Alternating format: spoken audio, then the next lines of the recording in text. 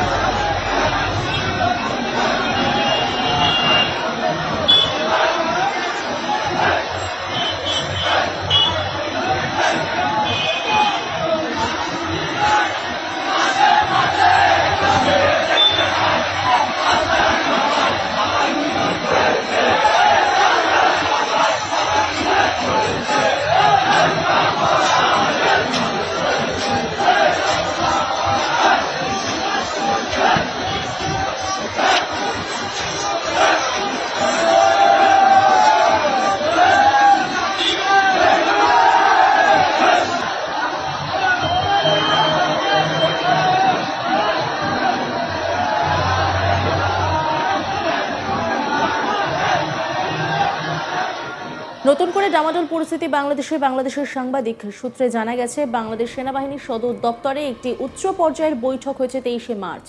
বাংলাদেশ সেনাবাহিনী সদর দপ্তরের কমান্ড সেন্টারে এই বৈঠক অনুষ্ঠিত হয়।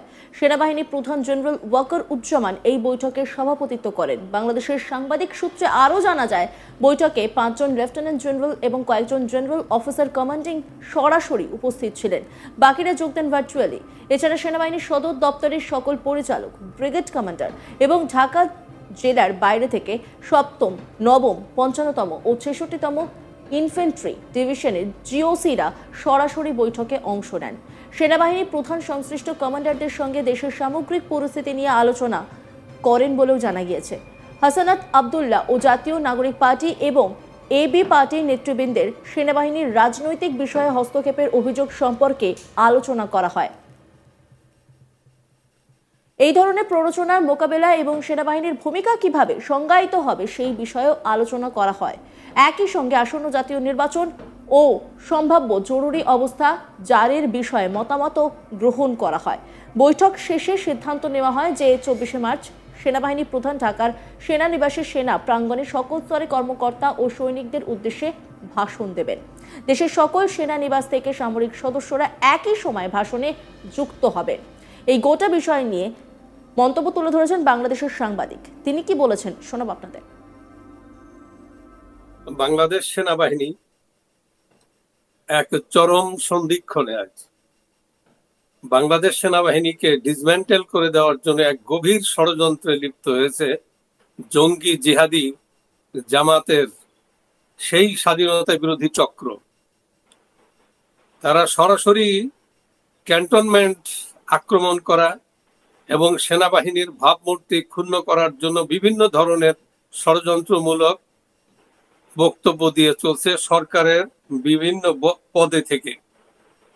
এটা জাতিকে গভীরভাবে উদ্বিগ্ন করেছে। বাংলাদেশের যারা সচেতন মানুষ, স্বাধীনতা এবং শান্তিপ্রিয় সদস্য মানুষ, তারা উদ্বিগ্ন। আমাদের সেনাবাহিনীর প্রতিটি সদস্য উদ্বিগ্ন।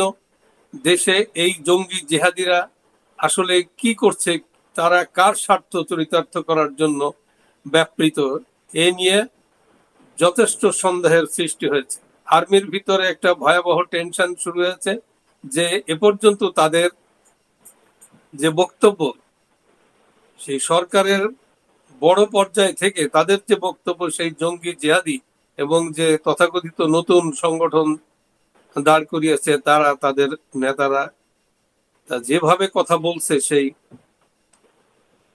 এদের তো বাংলাদেশের সাধারণ মানুষের কাছে এরা জাস্ট একটা কি অবস্থা, এদের কোনো স্টেক নাই, মানুষ এদেরকে একদম পছন্দ করে না, কিন্তু তারপরেও তারা এই দেশটাকে একটা জাহান্নামের পর্যায়ে পৌঁছে দিয়েছে। বিশেষ করে এরা জানে যে বাংলাদেশ আর্মিকে যদি শেষ করা যায়, আর্মিকে যদি ডিসম্যান্টেল করে দেওয়া যায়, তাহলে বাংলাদেশটা তারা একেবারে সঠিকভাবে সেই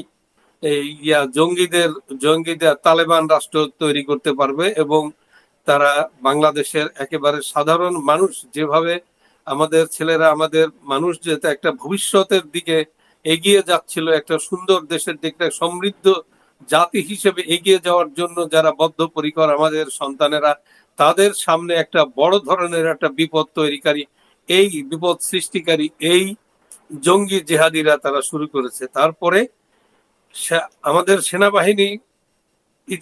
সেনাবাহিনী তাদের একটা বড় ধরনের একটা জাতীয় পর্যায়ের সকল স্তরের সেনা কর্মকর্তা এবং বিভিন্ন কমান্ড থেকে অধিকাংশ সেনা কর্মকর্তা, সেনাপ্রধান, সেনা কর্মকর্তা এবং ব্রিগেড কমান্ডার সহ সকলের একটা বৈঠক এ নিয়ে শুরু হয়েছে বলে আমরা জানতে পেরেছি। এবং সেখানে এই বিষয়ে, এই জাতীয় গুরুত্বপূর্ণ বিষয়ে বাংলাদেশ আর্মিকে সঠিকভাবে নিয়ে যাওয়া এবং বাংলাদেশের সুরক্ষা প্রতিষ্ঠা করা, বাংলাদেশের অস্তিত্ব রক্ষার জন্য সেনাবাহিনী আগের চাইতে আরো কত সুন্দরভাবে এগিয়ে যেতে পারে এবং এই ষড়যন্ত্রকারীদের, এর দুরভিসন্ধি যারা আসছে, তাদের কিভাবে শায়েস্তা করা যায়, তাদের ব্যবস্থা নেওয়া যায়, এই নিয়ে একটা ব্যাপক একটা বিভিন্ন সেক্টর এবং বিভিন্ন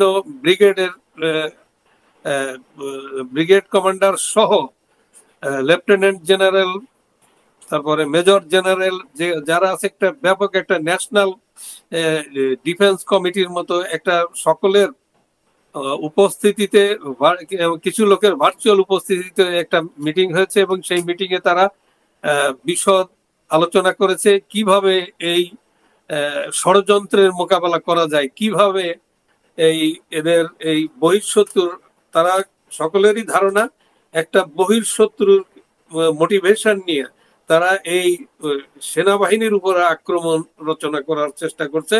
একজন এপি পার্টির একটা নেতা, সে তো সরাসরি ক্যান্টনমেন্ট আক্রমণ করা এবং সেনা প্রধান এর বিরুদ্ধে এমন সব বক্তব্য দিয়েছে, উত্তেজনাকর বক্তব্য দিয়েছে, সেটা সরাসরি রাষ্ট্রবিরোধী, সরাসরি সরকার বিরোধী এবং রাষ্ট্রের অস্তিত্বের হুমকি স্বরূপ। সে বিষয়ে কি ধরনের ব্যবস্থা নেওয়া যায়, জনগণের পাশাপাশি সেনাবাহিনীর সকল সদস্য তারা এ বিষয়ে গভীর চিন্তিত এবং এ বিষয়ে কি ধরনের একটা সিদ্ধান্ত নেওয়া যায় তা নিয়ে তারা ব্যাপক আলোচনা করেছে এবং